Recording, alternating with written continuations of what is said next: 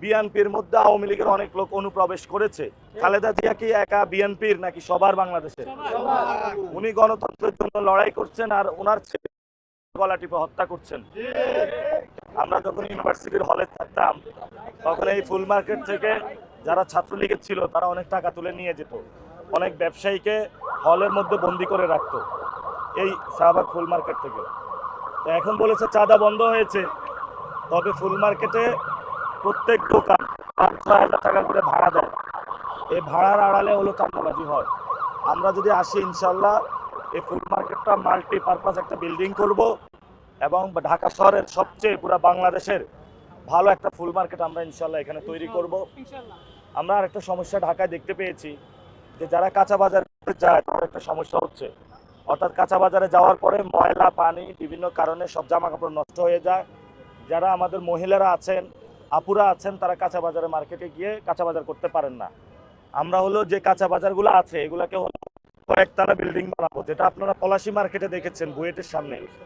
তো এই মার্কেটটা যখন এইভাবে বানাবো তখন সবাই কাঁচা বাজারে এসে সুন্দরভাবে মার্কেট করতে পারবে। আমরা ঢাকা আটায় এই জায়গাটা ইনশাল্লাহ নিশ্চিত করব। এবং আপনারা জানেন যে এখানে পিজি হসপিটাল আছে, এখানে বারডেম হসপিটাল আছে, বাংলাদেশ থেকে অনেক রুগী আসে। ওনারা এখানে ভালো খাবারের হোটেল নাই, অনেক কষ্টে থাকে, এখানে ভালো একটা থাকার জন্য হোটেল নাই এবং রুগীদের নিয়ে অনেক কষ্ট থাকে। ইনশাল্লাহ আমরা এগুলার সমস্যার সমাধান করব। আর বাংলাদেশে একটা ঘটনা ঘটতেছে, এটা কি আপনারা জানেন? সেই ঘটনাটা হলো তারেক রহমানকে দিয়ে সিম্পিতি নিচ্ছেন। খালেদা জিয়া কি একা বিএনপির নাকি সবার বাংলাদেশের? উনি গণতন্ত্রের জন্য লড়াই করছেন আর ওনার ছেলে গলা টিপে হত্যা করছেন। এজন্য আমরা বলবো যারা বাংলাদেশে ভোট দিবেন, যারা খালেদা জিয়াকে বিক্রি করছে, খালেদা জিয়ার মাধ্যমে সিম্পেথি আদায় করছে এবং সংস্কারের বিপক্ষে দাঁড়াচ্ছে, আপনারা তাদেরকে ভোট দিবেন না এবং এর মাধ্যমে আমাদের সংস্কারের হা ভোটকে জিতিয়ে নিয়ে আসতে হবে। আর একটা বিষয় বলি যে ভারতে চালু করেছিল মোদী সরকার, ছোট ছোট কার্ড চালু করেছিল। এই কার্ডের মাধ্যমে নাকি বিজেপি হলো ক্ষমতায় আসছে, তারপরে এই কার্ডের কোনো খুঁজ ছিল না।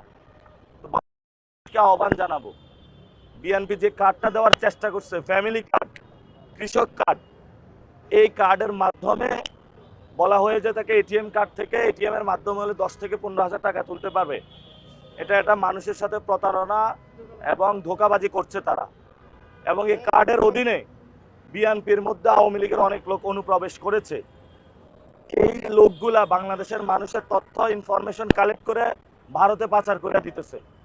এবং এই কার্ডের যে প্রজেক্টটা, এটা একটা ইন্ডিয়ান প্রজেক্ট। আমরা এই কার্ডের যে ইন্ডিয়ান প্রজেক্টটা বাংলাদেশে চালু করতে চাচ্ছে, আমরা বলবো এটা বন্ধ করুন। জনগণের যদি সেবা করতে হয় সেটা ভারতের সাথে আতাত করে নয়, বাংলাদেশের মানুষের মধ্যে থেকে বাংলাদেশের মানুষের হয়ে সেবা করতে হবে। দেশে দেশে সবার সাথে দ্য নিউজ।